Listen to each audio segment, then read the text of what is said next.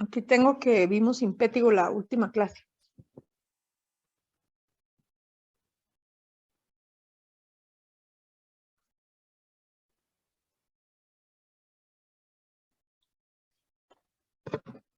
Sí, doctora, fue lo último que vimos. Vale, entonces vamos el día de hoy a ver una siguiente infección.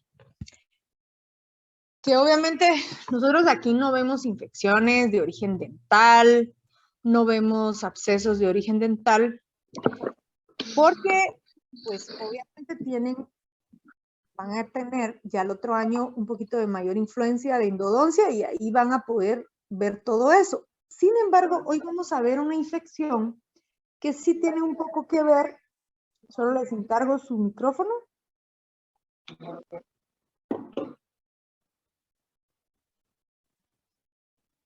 Sí tiene que ver un poco con algunas condiciones de tipo dental, ¿verdad? Y vamos a ver el día de hoy actinomicosis. Ahora, al decir actinomicosis, obviamente estamos hablando de una infección por actinomices. Ahora yo les pregunto, ¿los actinomices son bacterias propias de la flora o nos podemos contagiar de actinomices y provocar una infección interna? ¿O son microorganismos propios de la flora? ¿Qué sabemos de las actinomices?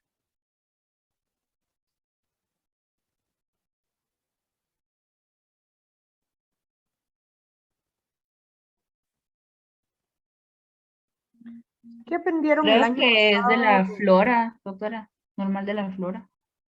¿Qué aprendieron el año pasado de actinomices? Algo básico.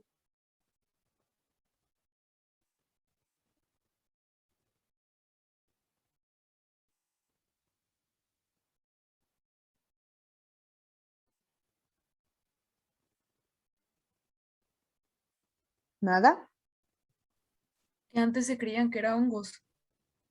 Podría ser, ¿sí? Son bacterias.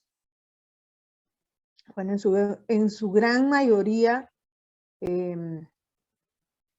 son bacterias de tipo gram positivo, ¿verdad? La gran mayoría de ellas son anaerobias, algunas aerobias, y son bacterias filamentosas, ¿verdad? Propias de la flora oral de la boca en su gran mayoría. Entonces, si hablamos de actinomicosis, no hablamos de una infección que se contagie de un paciente a otro como un proceso infeccioso. Para que exista actinomicosis, vamos a aprender hoy que tiene que haber alguna vía de entrada de la boca hacia una parte interna, ya sea tejidos blandos o duros, para que esta infección se lleve a cabo. Entonces, se describe como una enfermedad granulomatosa crónica supurativa. ¿Por qué granulomatosa? Porque en general el cuerpo no es capaz de eliminar la actinomicosis y lo que hace es provocar granulomas para encapsular la infección, ¿verdad? El origen es endógeno, porque para el año de vida ya nosotros como humanos normales, todos ya tenemos, estamos colonizados, porque no es infectados. La diferencia entre colonización e infección es un dato muy importante. Estamos colonizados por estas bacterias y hay de muchos tipos. Están las Israelis, Naeslundi, Viscosus, etcétera, ¿verdad? Hay varios tipos. Hoy vamos a aprender cómo se puede ver una infección por actinomicosis y qué como odontólogo debo de tener presente para considerar una infección por actinomicosis. Y la primera cosa que quiero que vayan guardando en su mente es su característica clínica. Estas son infecciones que, ahorita vamos a ver, tiene que haber habido una vía de entrada, como vamos a ver, boca, para que el actinomiz ingrese, ya sea al hueso o a tejidos blandos, y se lleve a cabo el proceso infeccioso, ¿verdad? ¿Y cómo se ve?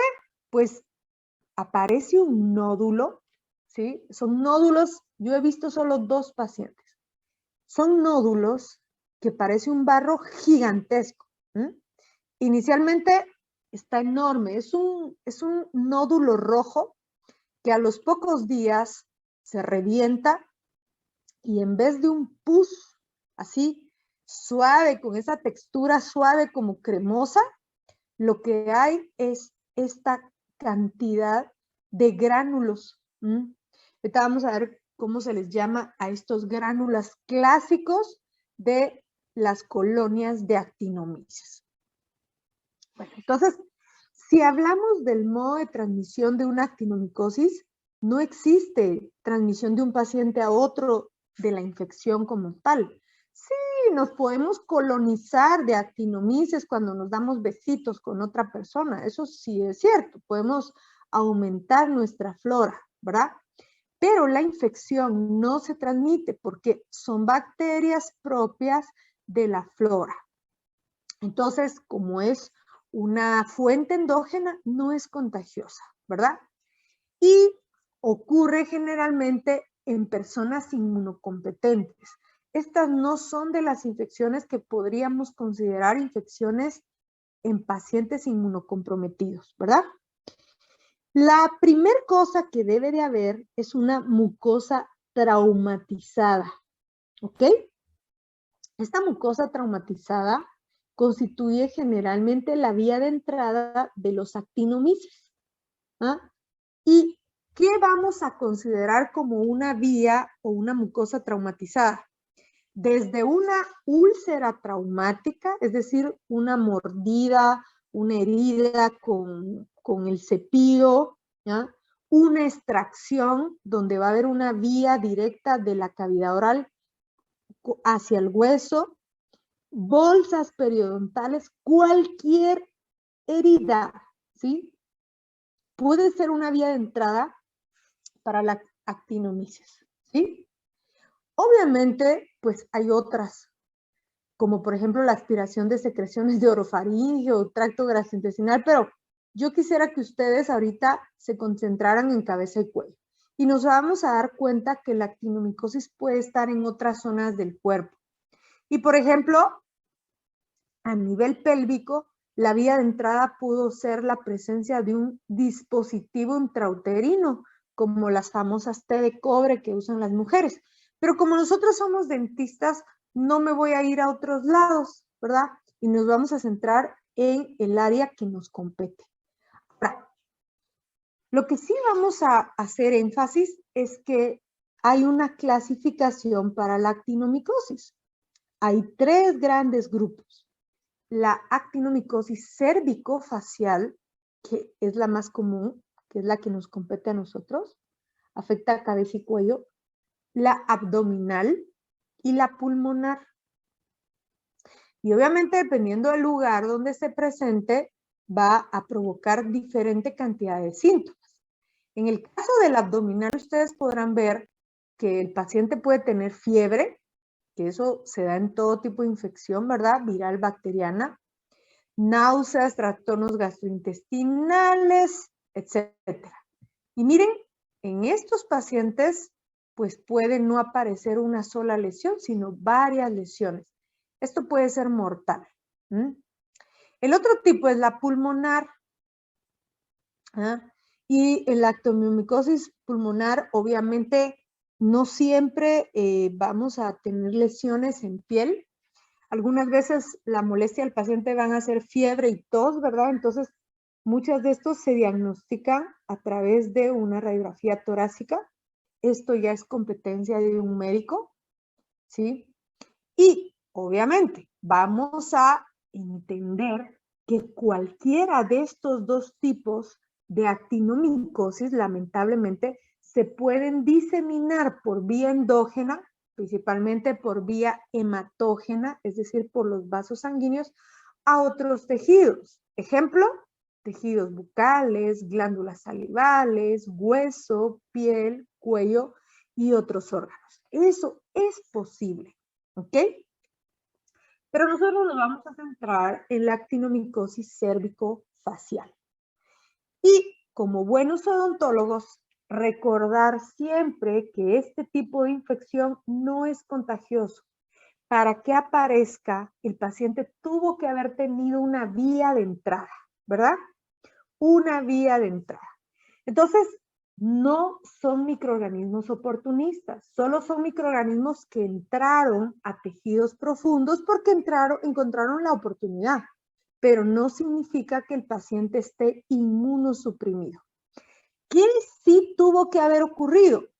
Y esto es algo que quisiera se grabaran, porque los únicos 2 casos que yo he visto de actinomicosis que me fueron referidos fue porque los pacientes acababan de tener precisamente cirugía de terceras molares. Y es la razón por la que a muchos pacientes les damos antibióticos profilácticos. No porque la cordal esté infectada, es para evitar infecciones posteriores, ¿verdad? En este caso, ambos pacientes eran jóvenes, saludables, con esta infección, ¿verdad? ¿Qué tiene que haber para que ocurra actinomicosis? Puede ser desde un simple trauma con el cepillo dental, una extracción, cirugía, ¿sí? Y ahorita se van a dar cuenta que otras cosas podrían ocurrir. Cuando hacemos una biopsia o estudiamos bajo el microscopio ese tejido o el material que supura de esa zona, lo que encontramos es esto. Yo imagino que alguno recordará sus clases del año pasado. Estas son colonias bacterianas de actinomices, que son bacterias filamentosas que se juntan hasta formar bloques enormes. Y miren, esto que ustedes están viendo aquí, cada una de estas bolitas es lo que vemos clínicamente acá. Miren, esta bolita es lo que vemos al microscopio así. Porque cada bolita de esa no es otra cosa que una colonia de actinomices, ¿verdad? Entonces, entender eso es muy importante, ¿ok? Bueno, la lesión básica, como ya dijimos, es un nódulo rojo, ¿sí? Un nódulo rojo que obviamente se generó desde una zona eritematosa, formó el nódulo, se reventó. Y bueno, el nódulo puede aparecer en cualquier parte de la cara, la cavidad bucal y zonas altas principalmente del cuello, ¿verdad? ¿Cómo lo vemos? Ya vimos hace un ratito. Finalmente lo vemos como un nódulo rojo que cuando drena, en vez de drenar el pus, que el pus es totalmente líquido, es como leche condensada, solo que más amarilla, pero es líquido. Pero el día que ustedes vean un pus donde se tocan estos, que se le conoce como gránulos de azufre, lo primero que uno tiene que pensar es, esto es actinomicosis. Y eso es muy importante, ¿sí? Porque entonces uno ya va y pregunta, cuénteme, ¿acaba de tener alguna extracción? ¿Se mordió, se lastimó, le hicieron una cirugía? Tuvo que haber una vía de entrada, ¿sí? Y cuando esto se presiona y se drena, lo que uno obtiene es pus acompañado de estos clásicos gránulos de azufre, que son colonias de actinomices, como ya les comenté, ¿ok? Entonces, esto, bueno, los únicos 2 pacientes que he visto en mi vida no tenían fiebre. Yo supongo que un sistema inmune muy bueno. Pero la gran mayoría están acompañados de una febrícula, que puede ser medio grado arriba, 1 grado, ¿verdad? Fiebre, dolor, un poquito de anorexia y ligera pérdida de peso. Pero la pérdida de peso es más común cuando son actinomicosis, por ejemplo, intestinales o abdominales o pulmonares. La mayoría de las cervicofaciales, la pérdida de peso es realmente muy nula. Y bueno, pueden haber muchas causas de actinomicosis. Yo quisiera que ustedes me dijeran, vamos a preguntar, Diego, dame un número del 1 al 20. Vamos a empezar abajo. Un número del 1 al 20, Diego.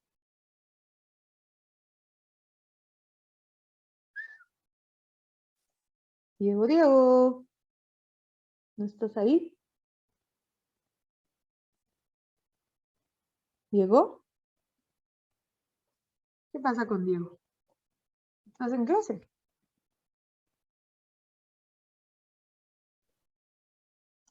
A ver, Rodolfo, dame un número del 1 al 20.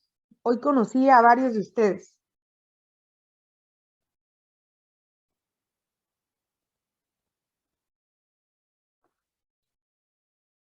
¿Rodolfo? Híjole. Doctora. ¿Rodolfo o Diego? No, dígame, doctora. ¿Quién habla? ¿Rodolfo o Diego? Rodolfo. A ver. ¿Estás en clase o estás por ahí paseando? No, sí estoy en clase. Bueno, un número del 1 al 20. 8. 8.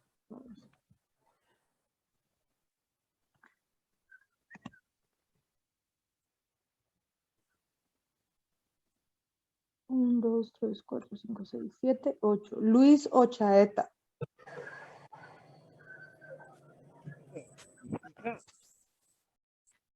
¿Puedes escucharme? ¿Perdón? ¿Puedes escuchar? Sí, te escucho. Mira pues, de lo que recordé es de las lesiones más frecuentemente asociadas que vimos en nuestra cuarta unidad. ¿Qué pieza es esta que estás viendo en la radiografía? El número de la pieza. Número de pieza.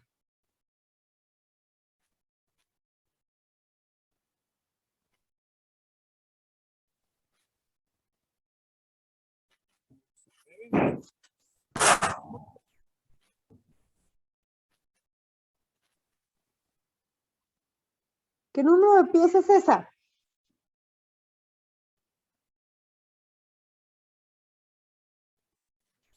Es la 19.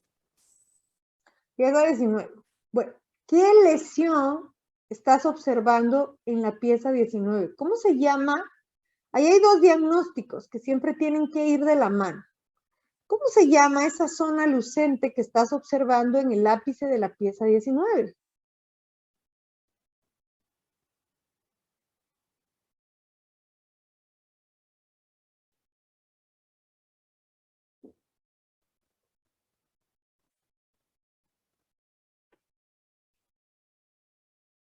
¿Alguien?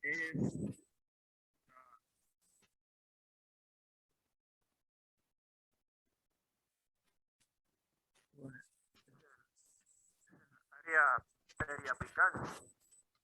Perdón, no te escuché. Área periapical.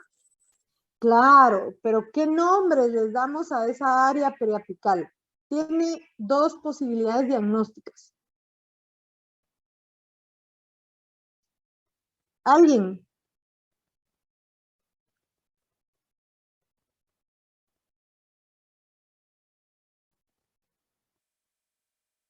¿Cuáles son las dos posibilidades diagnósticas de esa lesión periapical? Quiste periapical o granuloma periapical. Excelente. Quiste o granuloma periapical. No sé quién habló. Johanna. Johanna. Muy bien. Quiste odontogénico o granuloma periapical. Bueno, quiste odontogénico no se puede emplear para ningún diagnóstico, porque quiste odontogénico es una clasificación. En patología decimos, estos son quistes odontogénicos, todos son de origen de tejido dental, entonces ese no es un diagnóstico, es una clasificación. Pero sí puedes decir quiste periapical o granuloma periapical. Excelente.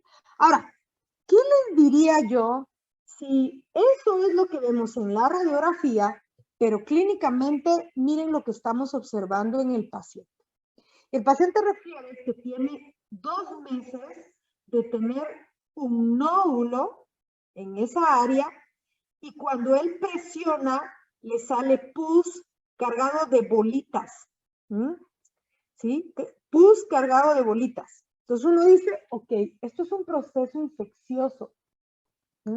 Es un proceso infeccioso en donde yo estoy viendo muy probablemente una actinomicosis. Ahora, ¿qué es lo trascendente? Determinar qué fue lo que produjo la actinomicosis. ¿Y qué pasa si yo les digo a ustedes que estos pacientes, qué pasa si yo les digo a ustedes que estos pacientes están siendo sometidos a un tratamiento? Este paciente tiene tratamiento dental. Y este tratamiento dental, ¿sí? Miren cómo eliminó completamente el dentista la caries, pero hizo un tratamiento del nervio de un paciente adulto que no se hace generalmente pacientes adultos, solamente en niños. Y a este tratamiento se le conoce como pulpotomía, porque se elimina la parte superior de la cámara y se deja el tejido de las raíces. Ahora, yo le pregunto a ese paciente algo muy importante. Cuénteme, cuando a usted le hicieron su tratamiento, ¿le pusieron dique? Y él dice, ¿y eso del dique qué es? Entonces uno le enseña al paciente el dique, ¿va? Mire, es este plástico. No, a mí nunca me han puesto eso. ¿Qué pensarían ustedes? ¿Cuál pudo haber sido la vía de entrada de las actinomices a esa zona? Si ya les di todo el tipo. La pulpotomía. Claro, no se aisló, no se aisló. Y entonces es imposible con rollitos de algodón mantener limpia una zona.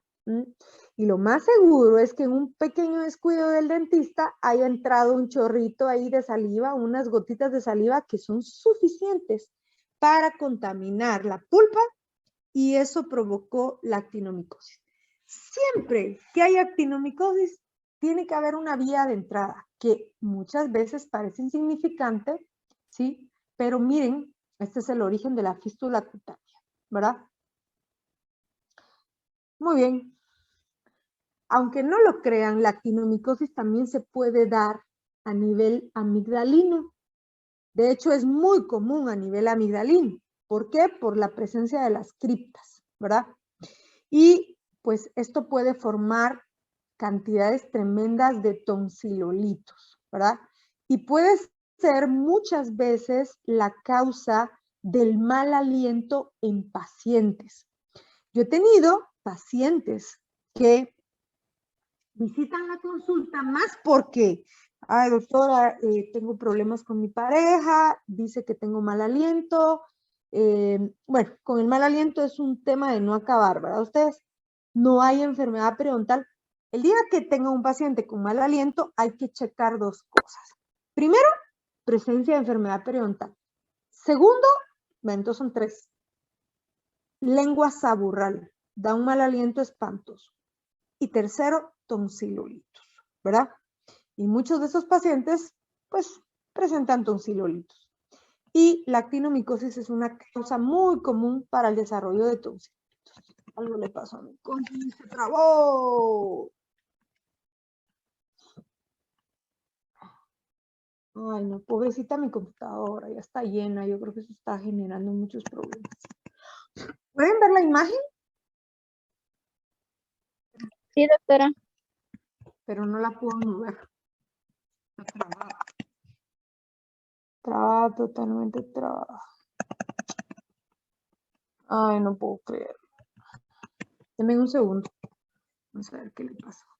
Está trabada totalmente, no la puedo mover. No puedo apagar el micrófono, no puedo mover las diapositivas.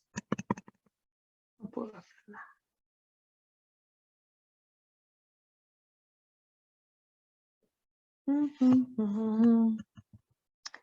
¿Alguien es experto en computadoras que me ayude? Miren, la voy a apagar y la voy a volver a encender. No se vayan a desconectar, por favor.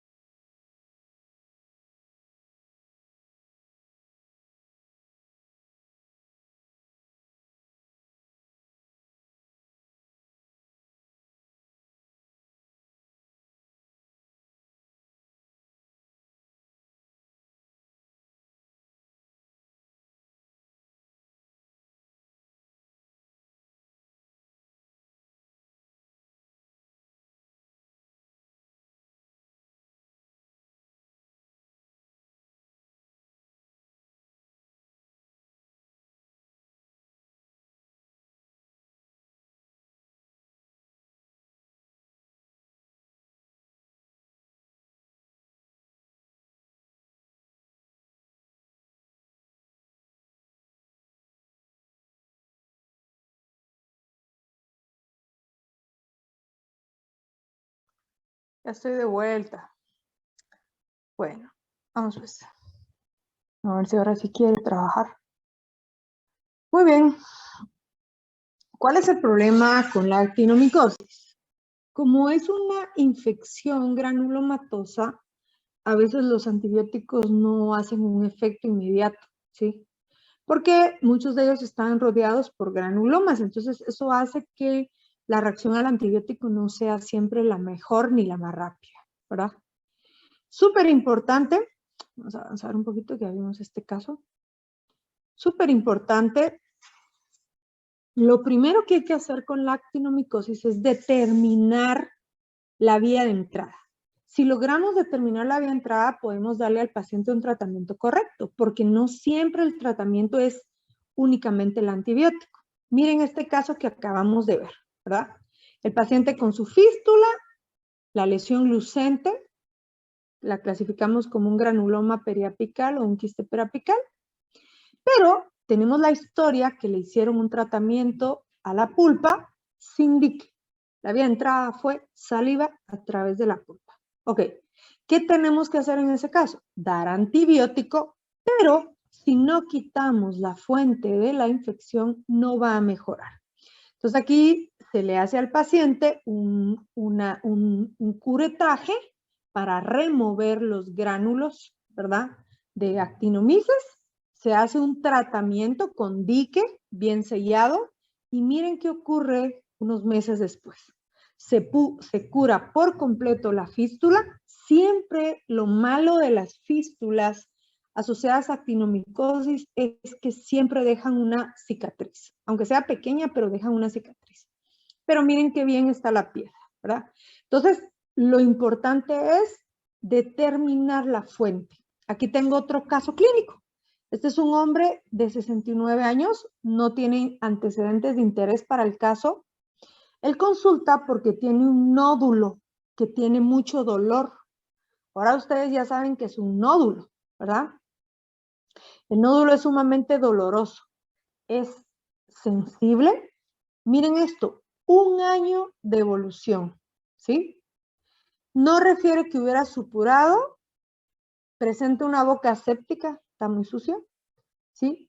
Y en la superficie mucosa del labio inferior, el nódulo es redondo, una apariencia un poco violácea, bien delimitado, muy duro, de aproximadamente 2 centímetros, y no hay adenopatías regionales, es decir, los ganglios regionales no están aumentados. Y ese es el nódulo que yo observo. Claro, como estamos en clase de actinomicosis, es fácil uno decir, esto es actinomicosis, pero yo veo eso y la primera cosa que uno piensa en mucosa labial inferior, ¿cuál es?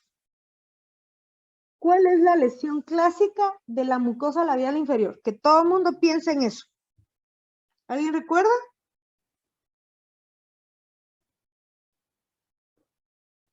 ¿Cómo se llama cuando se tapa el conducto de una glándula?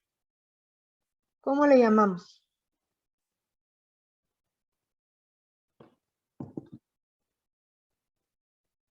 ¿Nadie? Ya lo limpié. No, le llamamos mucocele. Muy bien.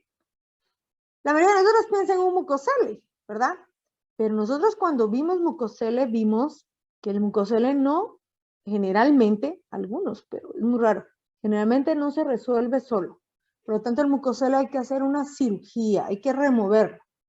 Y miren lo que hicimos aquí, se removió y efectivamente lo que se encontró adentro fue la presencia de inflamación terrible y grandes colonias de actinomices.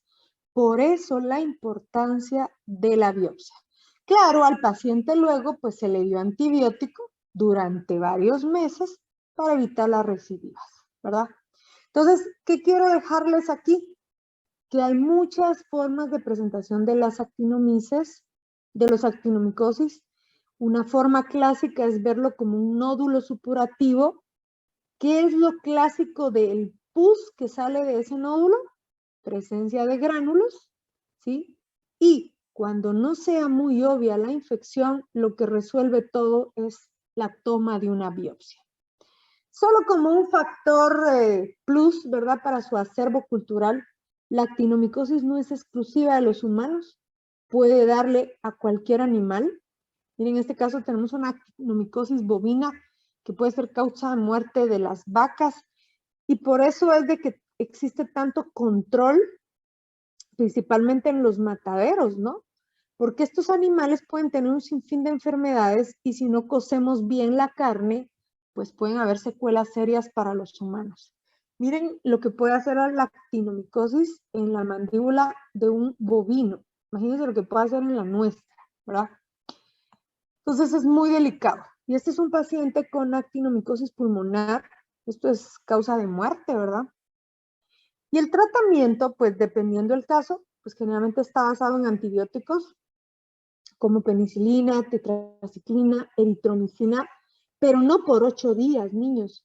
Generalmente estos antibióticos pueden darse por 2 o 3 meses, ¿verdad? Y obviamente estos están cubiertos de una gruesa capa inflamatoria y esa es la razón por la que los antibióticos no penetran tan rápido.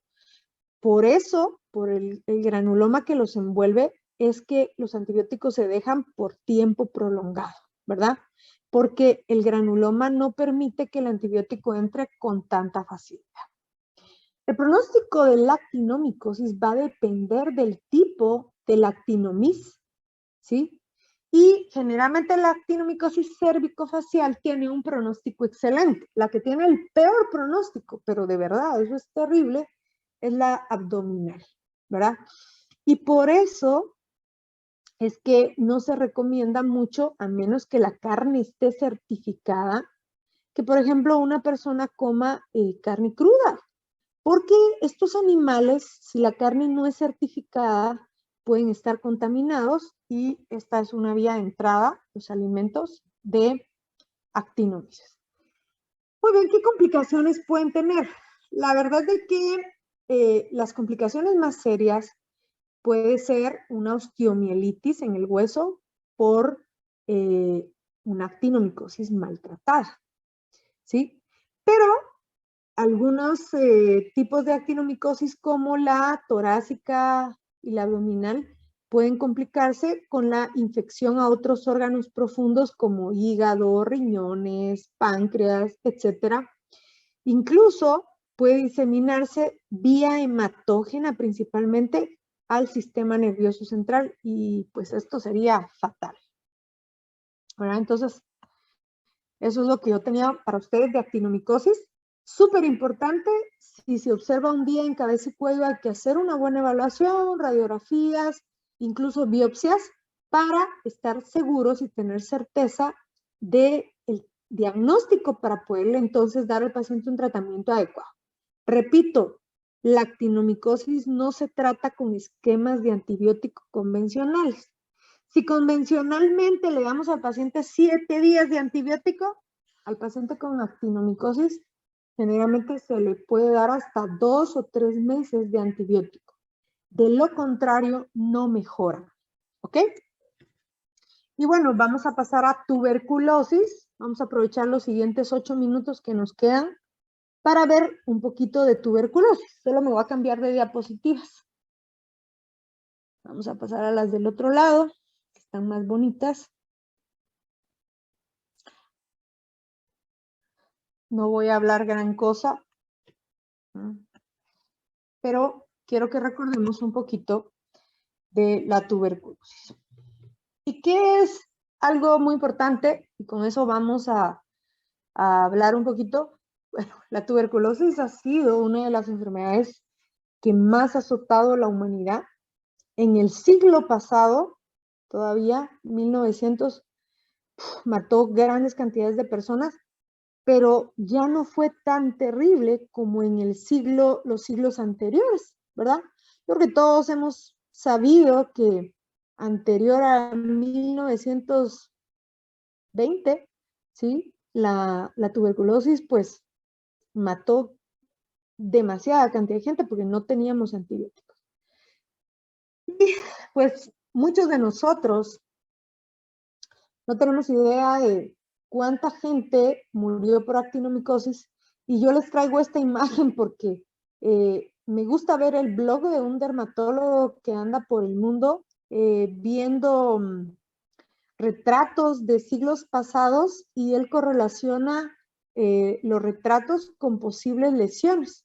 Y en una época estuvieron muy de moda estos cuellos, ¿verdad? En Europa. Cuando hablamos de tuberculosis, yo les mencioné cuál era el motivo de esos cuellos. ¿Alguien se acuerda?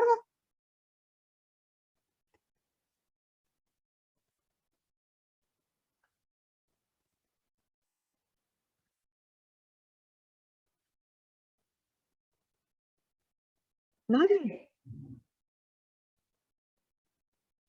Le invito a un su café ahí en La Gitana. Quien me diga qué, a qué, por qué.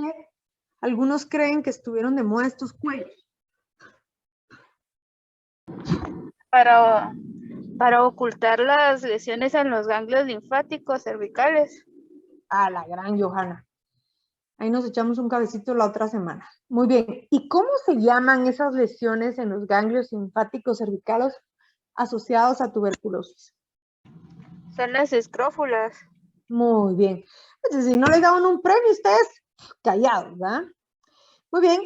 Y bueno, por eso vamos a hablar hoy de tuberculosis, pero ya no vamos a ver toda la infección, ¿no? Porque ya dijimos que nos vamos a centrar en las manifestaciones bucales.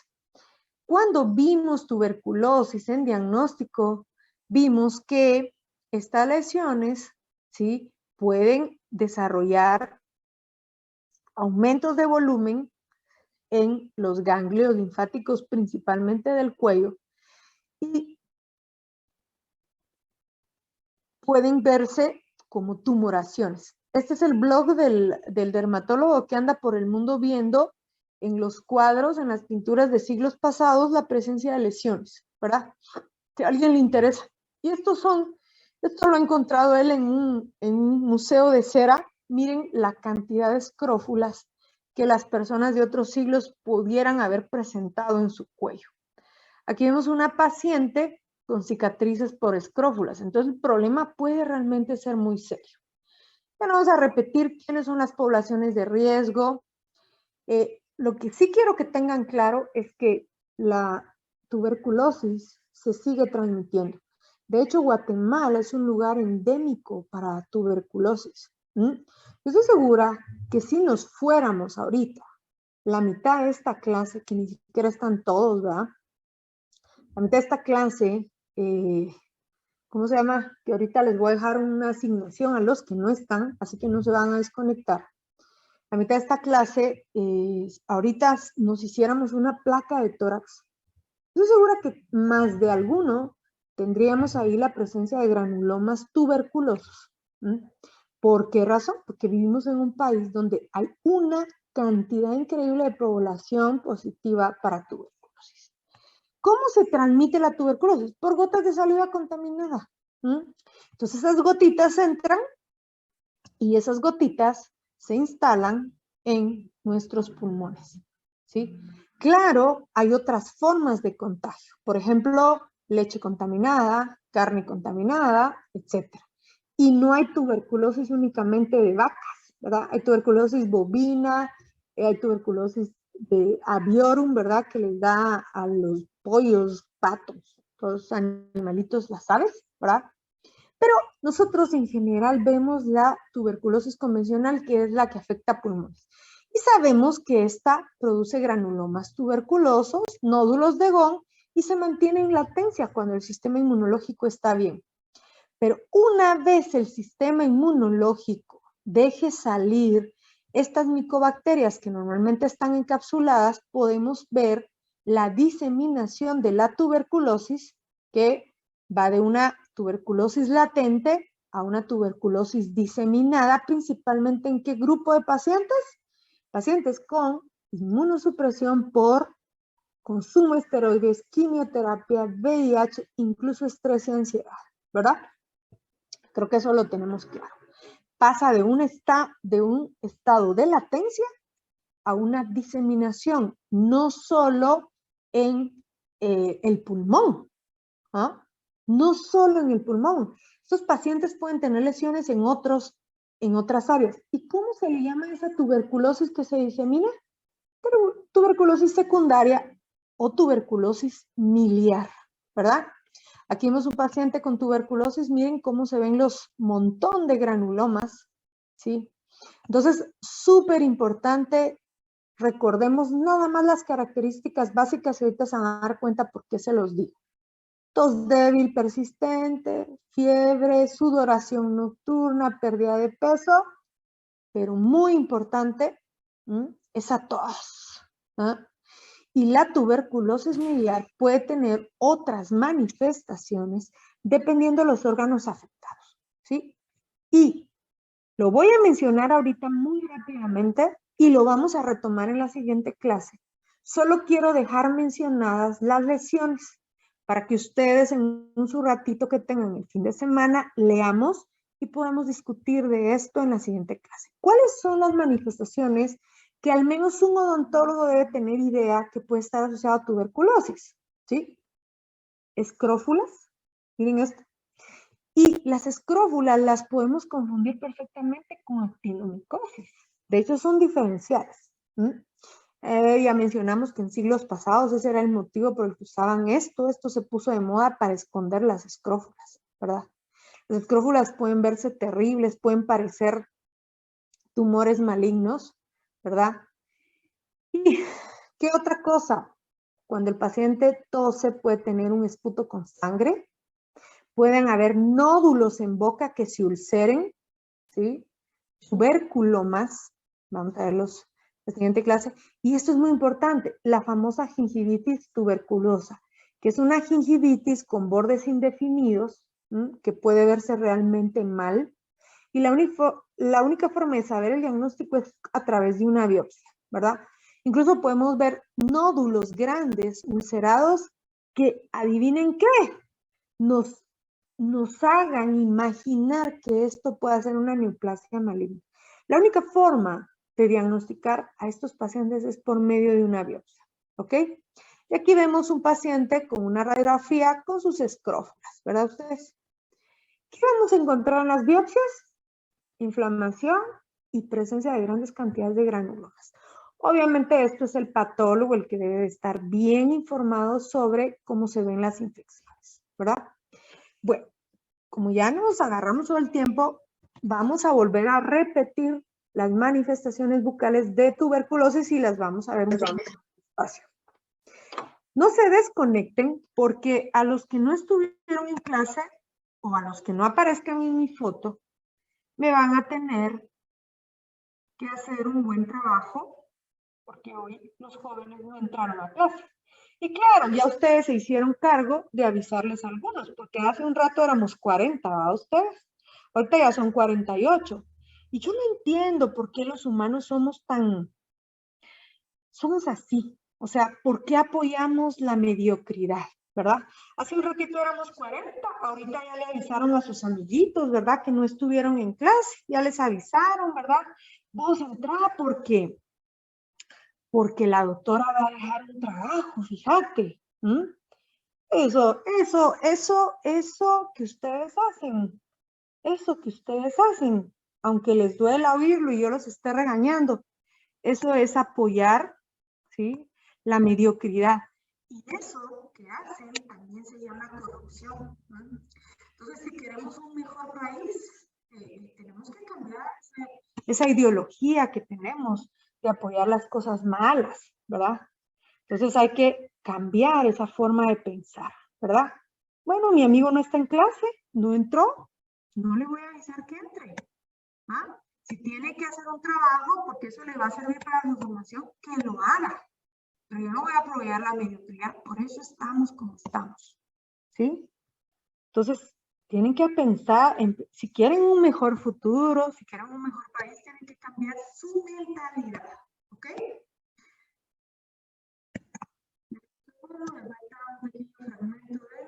Ya. Me hacen favor, no se muevan porque van de arriba hacia abajo y luego yo puedo dejarle una asignación a quien no debo. Puede ser que alguien que sí estuvo en clase no me aparezca. Denme un segundo, solo no se muevan, por favor.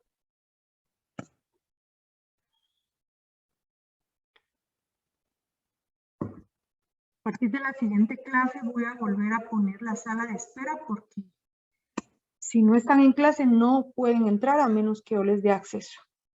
Y me voy a poner un poquito, aunque sea más trabajo para mí, el que no entra a clase me va a tener que exponer la clase completa. Aunque me lleve la madre, no me importa. Pero ustedes, yo creo que les gusta un poquito la mano dura porque cuando uno se porta buena onda, a veces abusan un poquito. Una foto más y terminamos. Aquí hay alguien que no le puedo ver el nombre. Gwen, solo me aparece Gwen. Lo que pasa es que ahí está el cursor. Hay alguien que dice, es Wendy tú. Bueno, muy bien. Buen fin de semana a todos. Gracias, doctora. Gracias, doctora.